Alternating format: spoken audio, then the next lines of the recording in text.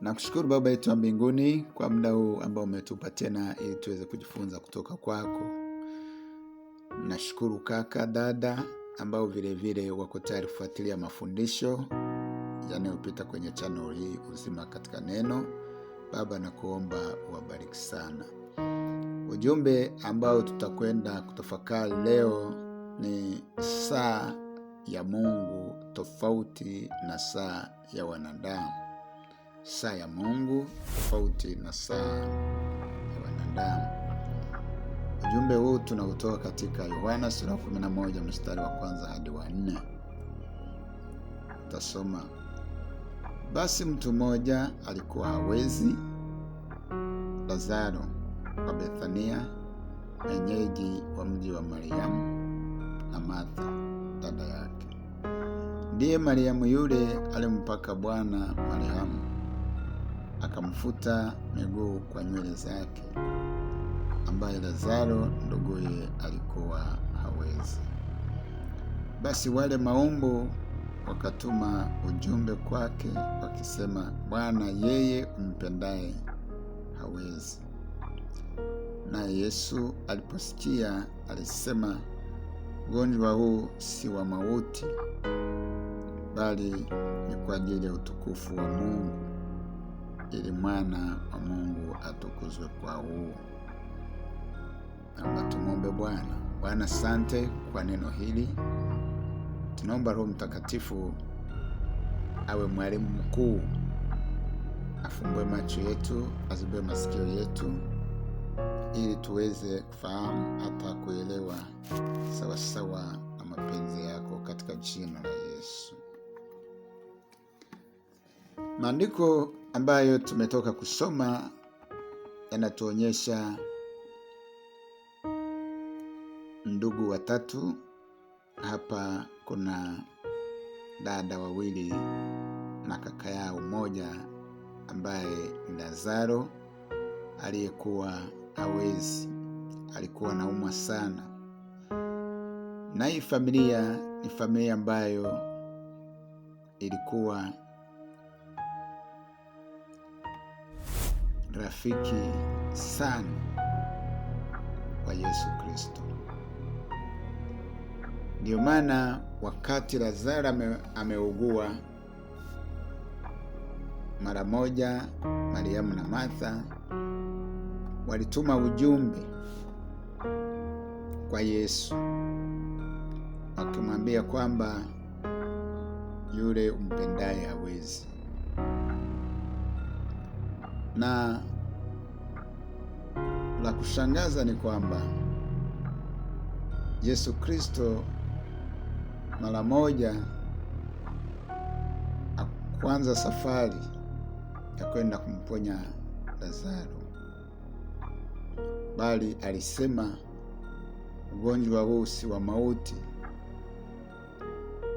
bali ni wa kuleta utukufu wa Mungu, ili mwana atukuzwe kwa huu.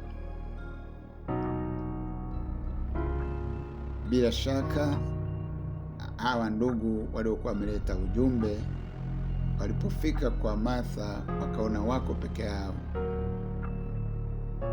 haikuwafurahisha, haikuwapendeza, kwa sababu saa yao ilikuwa haijaheshimiwa. Yesu Kristo akujali saa yao. Kwa nini? Alieleza mahali hapa kwamba ugonjwa huo si wa mauti, bali ni kwa ajili ya utukufu wa Mungu na kufanya mwanaye atukuzwe. Maana yake ajue kwamba Mungu yupo na amemtuma mwanaye Yesu Kristo. Na ukiendelea kusoma maandiko ya chini, hata Yesu Kristo mahali walipokuwa wakakaa mahali hapo tena siku 2, na baada ya hapo ndo wakaanza safari.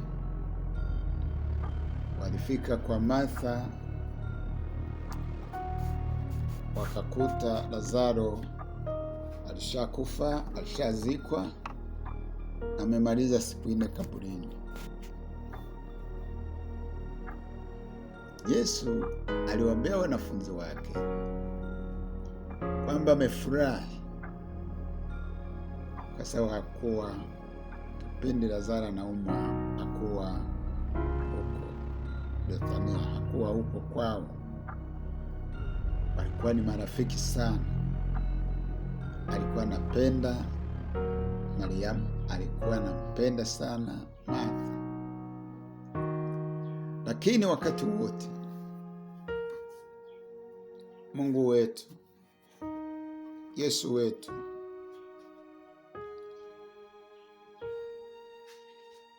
uheshimu saa yao, saa ya kuleta utukufu kwao.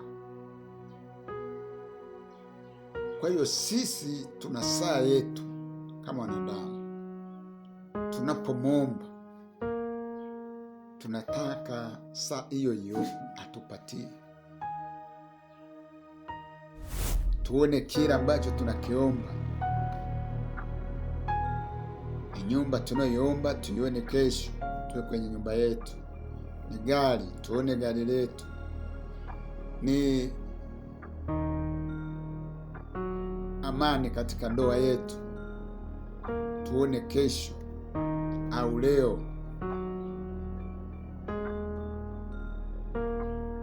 Ni biashara zetu ambazo zimekongoroka, shamiri leo, mtaji wa biashara leo, saa hiyo.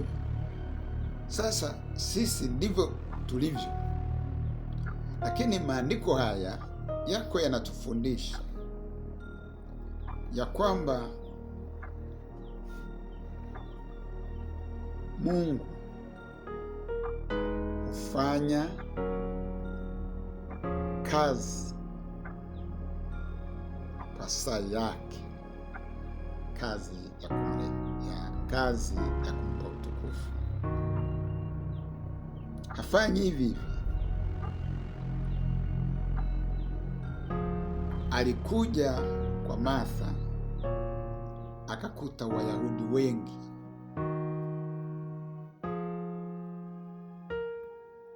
wasioamini. Hata wanafunzi wake walikuwa hawaamini. Ndio maana alisema nafurahi kwa sababu sikuwepo, ili mpate kuamini sasa. Sasa baada ya kumfufua Lazaro, saa yake, Wayahudi wengi wakapata kumwamini. Wanafunzi wakamwamini. Sasa tunaona utukufu uliomrudia Bwana.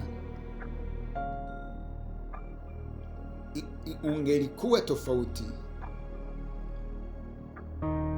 na utukufu ambao ungemrudia Bwana kipindi amekuja kumponya anaumwa. Kipindi anaumwa, wale Wayahudi angewapata wapi? Kipindi anaumwa, wale wanafunzi walisema haya ni mambo ya kawaida. Lakini kusubiri saa akamletea utukufu, aliona asubiri Lazaro afe, Lazaro azikwe, hatimaye ndaende kumfufua. Sasa watu wote wakiona jambo hilo watasema kabisa, huyu ni mwana wa Mungu, huyu ametoka kwa Mungu aliye juu. Kwa hiyo na sisi leo lazima tujifunze. Najua tunaombea mambo mengi, mambo ya kifamilia, mahitaji ya kifamilia.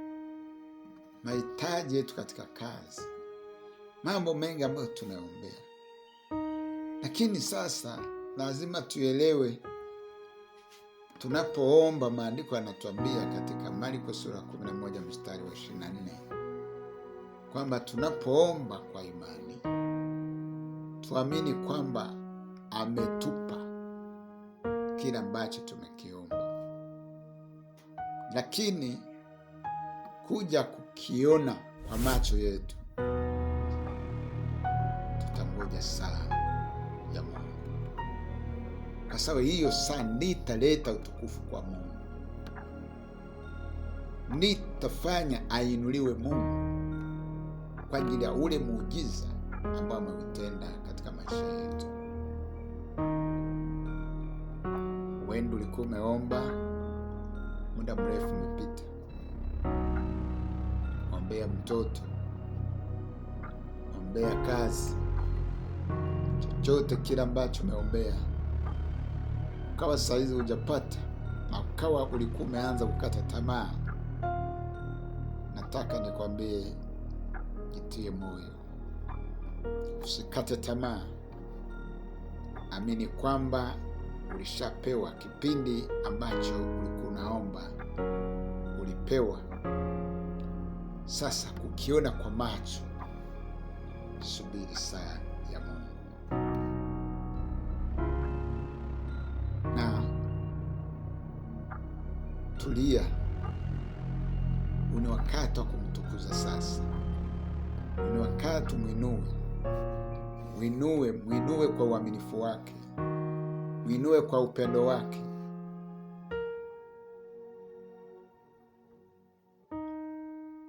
Naye atajitukuza. Muujiza wako ukija, wale waliokuwa wanakujua, wale waliokuwa wanakuelewa, wanaanza kusema Mungu wa walokole ni Mungu kweli, ni Mungu anayejibu maombi. Asante sana kaka, asante sana dada kwa kufuatilia kipindi hiki. Bwana azidi kukubariki na kukuinua na kukupa roho ya subira katika jina la Yesu.